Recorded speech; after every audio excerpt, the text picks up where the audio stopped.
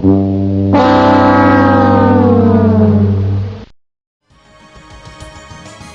everybody and welcome back to La-Mulana. Today, things get a little hot.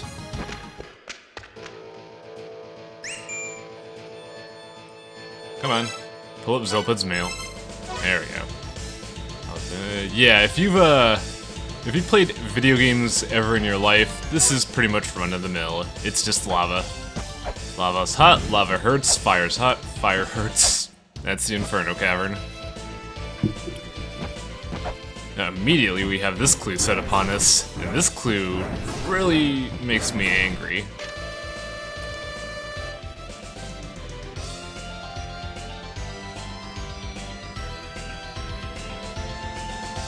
Now, I don't do it initially in this video, or at all I think, but basically, you're given no context to what that clue is.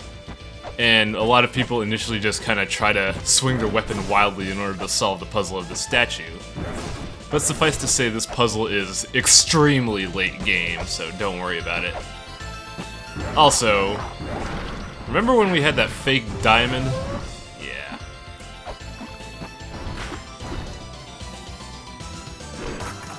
Now this puzzle's interesting because this is the first time it's actually explained, but you actually see it happen a lot in the other areas of La-Mulana ruins.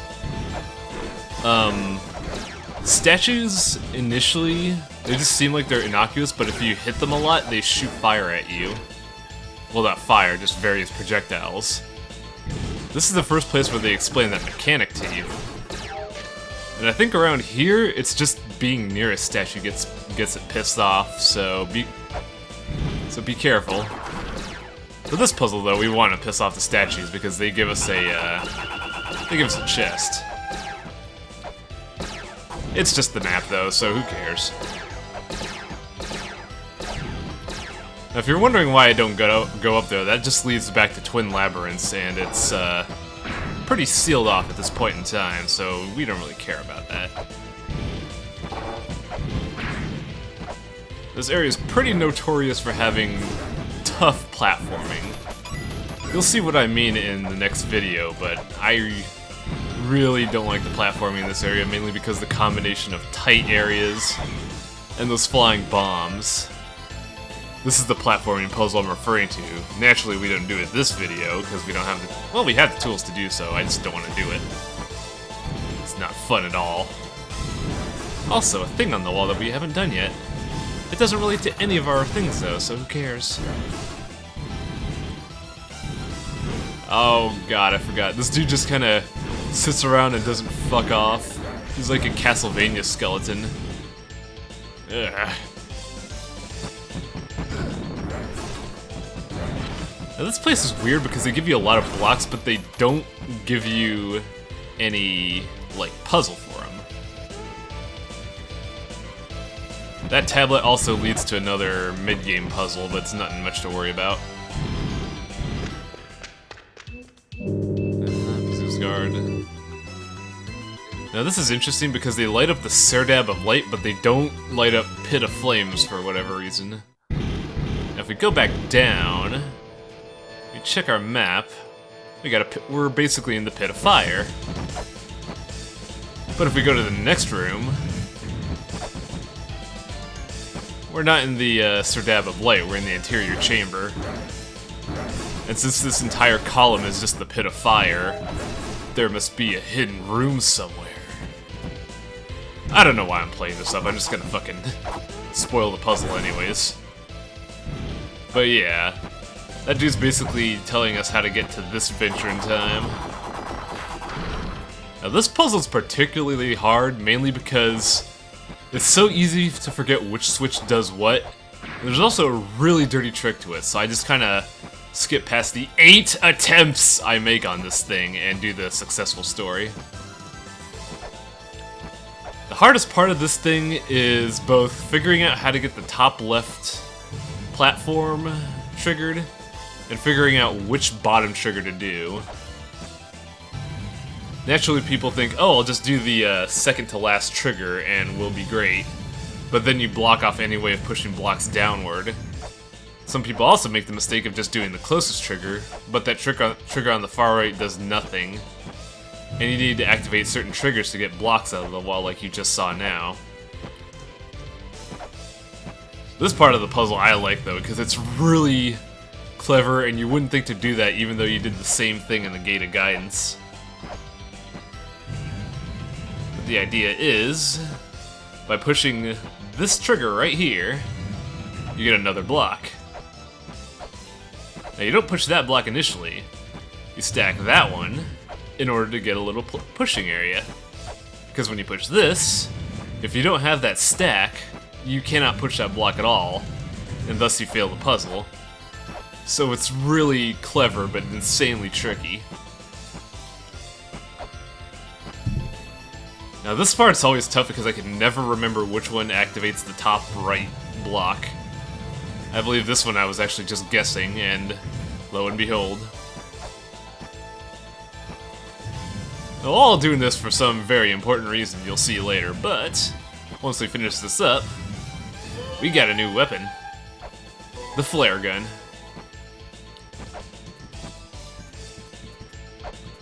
Flare gun's an interesting weapon.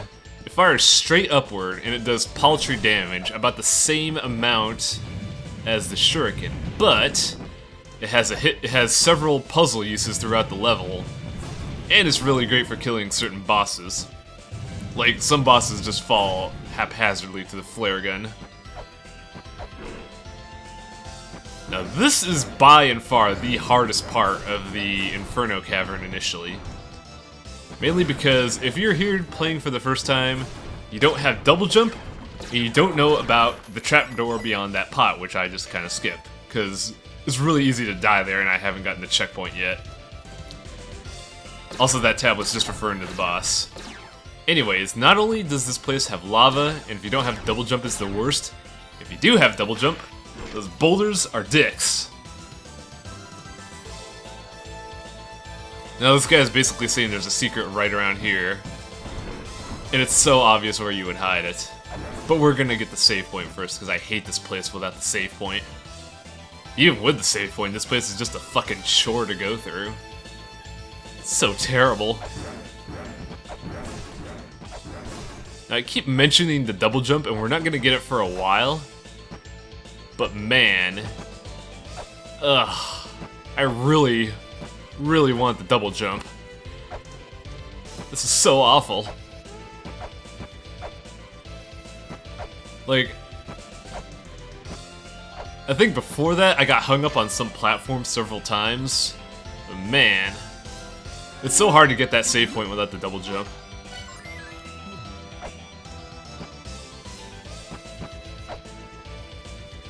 Now we're gonna get that super special software the dude was talking about. Also, see what I mean about the boulders?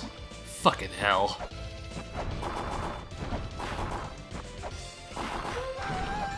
And we get the text memory. This is basically just an SD card for our text memory.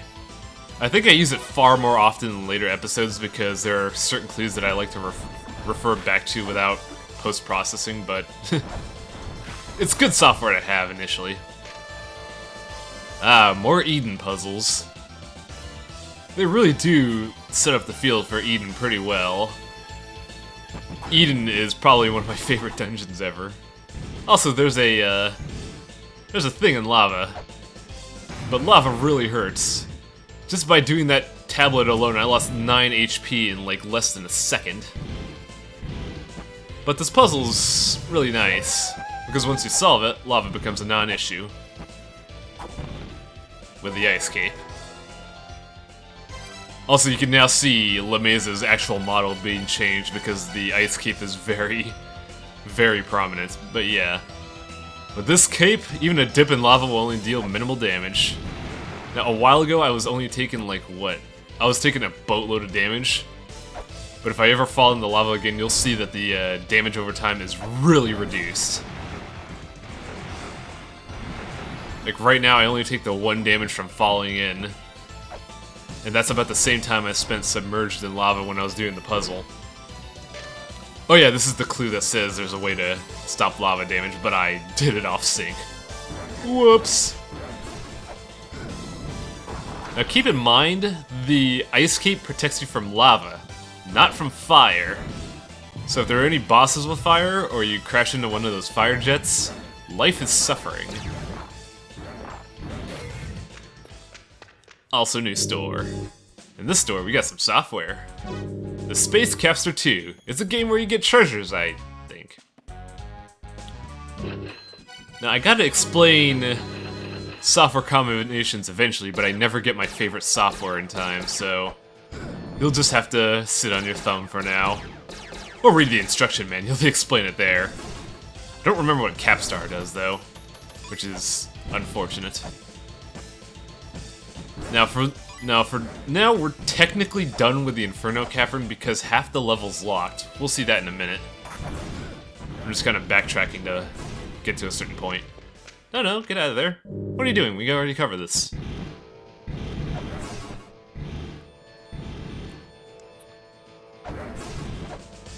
As you can see, we're technically missing half the dungeon because we don't have those 3 rooms to the left and that top left room. But there's also 1 room on the bottom that we missed as well. We can't get those for a while, which means we basically have to solve puzzles elsewhere. This is one of many levels that start, like, hiding half the dungeon from you if you haven't done anything else left in the ruins. And you're probably thinking, hey, why don't you go to Twin Labs now? I believe that entrance to Twin Labs is still booby-trapped. But, yeah. Right now, I'm just kind of running around trying to find the quirky humor in this level. Oh, wow, you can see my health drop pretty rapidly. Man, platforming is such a chore without the fucking feather. Damn it, I'll be back, but not really. I'm terminated. See, that's the kind of referential humor that's good. It's not shoved down your throat, it's tongue-in-cheek. It's pretty clever. Even if I wrote a will, it would be burned to ash. Poor guy. Now, since Inferno Cavern doesn't offer much initially, I'm gonna do some stuff on the surface that I should have covered initially. The moment we got the scale sphere from Spring in the Sky, we could already go to this waterfall area without getting sucked. And also because of the thing we got from Spring in the Sky, we could activate this. Which gives you the burst seal. Now, I think you're supposed to technically defeat Bahamut to know about this puzzle, but really, once you get the scale sphere, you can just jump over here and not worry about it, especially if you have the Holy Grail. That treasure chest, though, that's a dirty secret. There is no clue for that secret in the game. It's just kinda hidden. Much like this one. If I could just, you know, get the axe out. There. So yeah, about this area. Vultures suck. Like, they're on a level of fuck that I find really close to the Ninja Gaiden birds. And until you get double jump, this place is the worst to navigate ever. Like, you see me trying to get the secret right now, but those birds are just fucking annoying and I warp out. And if you don't have the double jump, and you fuck up a lot, shit like this happens. Then you're back all the way here, and you gotta go back again.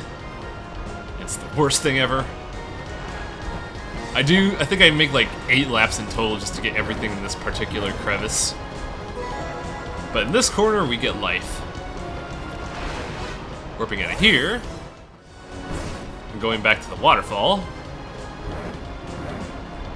I am plagued incessantly by these damn birds.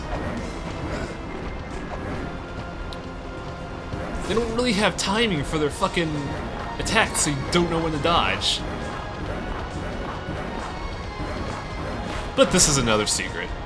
Just another straight secret, no bells and whistles, no clues. You're just not supposed to know about it. Now, I tried to jump in initially from here, but if you don't have the double jump, it doesn't work. But I don't edit this part out for a reason. The rocks in this area are a lighter shade. A very subtle clue. Even I didn't know about this until been watching several friends play through, and one decided, hey, this does look visibly different, let's scan it. But that's a distinct clue that we'll see later in the series. Oh fuck, not again.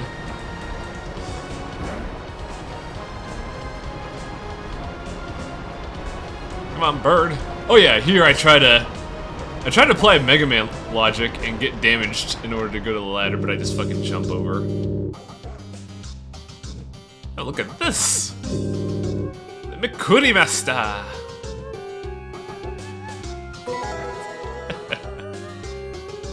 Now, it's hard to tell with text, but basically imagine him singing it like one of those Power Ranger comics.